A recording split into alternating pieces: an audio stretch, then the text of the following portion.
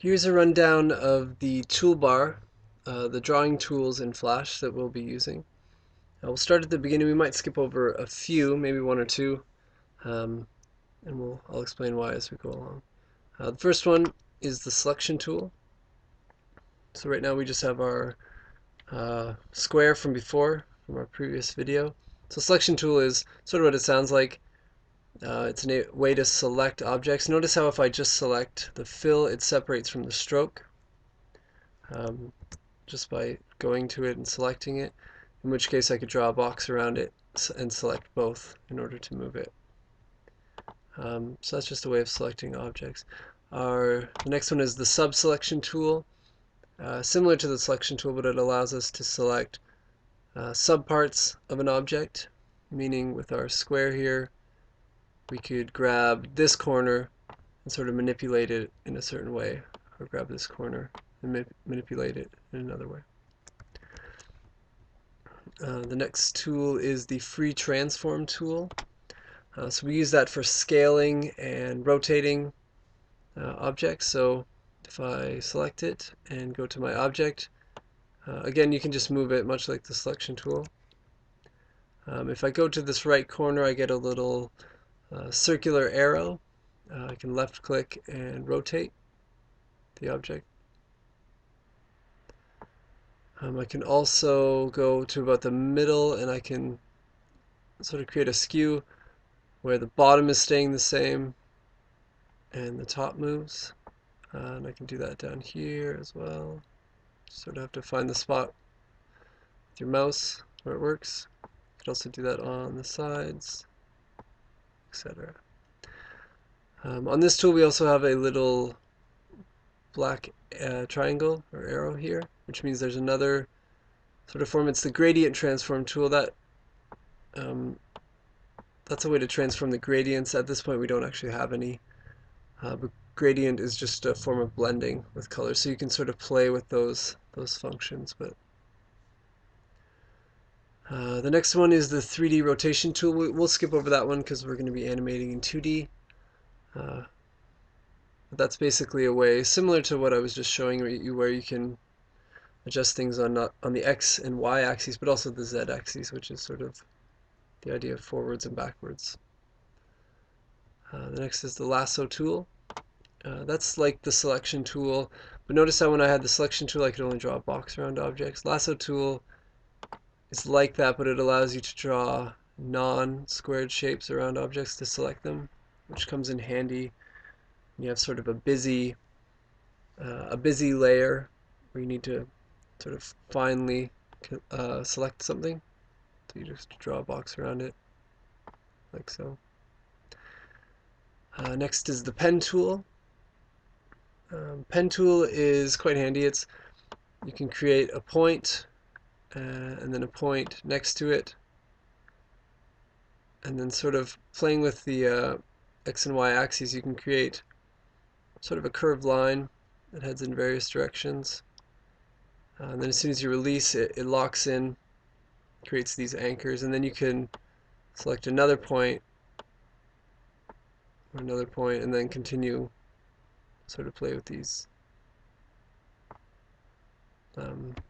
lines.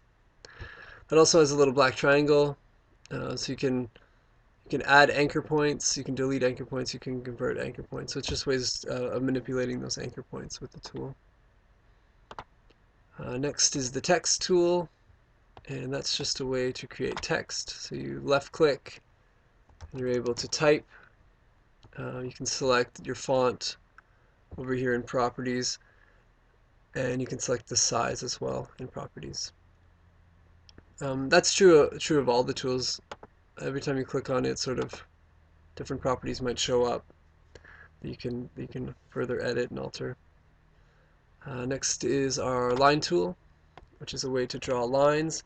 You can draw lines simply by left clicking, holding down and moving your mouse. If while you do that you hold down shift, you create a perfect line, and we can have it at 90 degrees, 45, 180, sort of go around 360 degrees like that. That's while holding down shift. That next tool is our sort of our shape tool. At the moment it's the rectangle tool, so we'll go with that. Again, you left click, hold it down, and you can create a rectangle, and then much like the line tool, if you press shift it becomes a perfect square. And that would be true of the next tool as well, the oval tool. You can create an oval, but if you press shift it becomes a perfect circle. Maybe we'll jump ahead for a second. If you're wondering why all the shapes that we're creating are red, that refers to what these two tools are set to down here. So we have our stroke color, stroke being the line that's drawn around something, and the fill color, which refers to what the color is filled with. So if we were to change the fill color to, say, black, and then go to our oval tool and draw it, now it's black, and notice how the line around it is red, so that would be your stroke. Excuse me. You can also set different stroke weights, which would be the thickness to your circle. So over here in properties, after I drew something with the oval tool, if I create a big sort of stroke line, it adjusts the size of the stroke. Next is the pencil tool. So it's similar to the line tool, except it gives you a free-form way of drawing lines, so you can sort of imperfectly draw things. Next is the brush tool, which is very much like the pencil tool, except the pencil tool represents stroke and the brush tool represents sort of fill. Notice how that's exemplified by the fact that it's in black, because it's whatever the fill color is set to. Next is the deco tool. We'll skip over that one. That's just a way of, it's similar to the brush tool, except it allows you to sort of paint patterns. Same with the bone tool. That's useful in advanced animation, but we'll skip over it. It's kind of a way of drawing shapes, and then creating smaller shapes within them that you can manipulate, sort of like bones in an arm, where your arm is one sort of entity, and then you have various bones that you can move the direction of.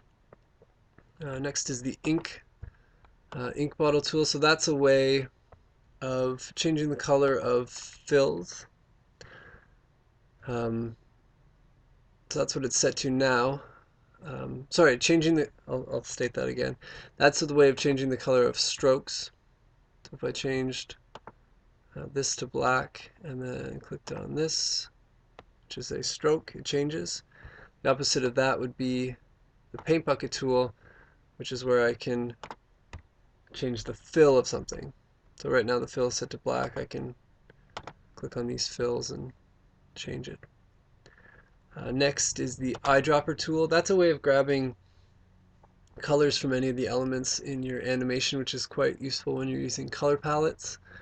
If you wanted to change the color of either the stroke or the fill from an actual source, so say I had a picture and I really liked a certain color on it, I could grab the eyedropper tool. Right now it's selecting black, and sort of grab that color palette, which is very useful. But right now we're just dealing with red and black. So next is the eraser tool, and that's just a way of erasing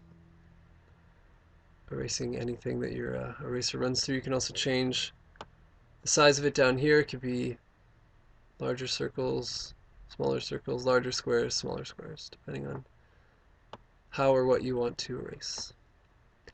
Next is the hand tool. That's just a way of moving around your stage. For example, if your stage doesn't fit on your screen very well and you don't want to zoom in or out, you can sort of move to different elements. That's sort of related to the zoom tool, where we can, down here, zoom in to enlarge by left clicking, or zoom out by clicking this and then still left clicking. And then we've gone over this is the stroke color, which you can click on and you get different swatches that you can go between. So start with a red, and then sort of find different colors within that. Same with the fill tool, or you could use the eyedropper tool to grab a custom color.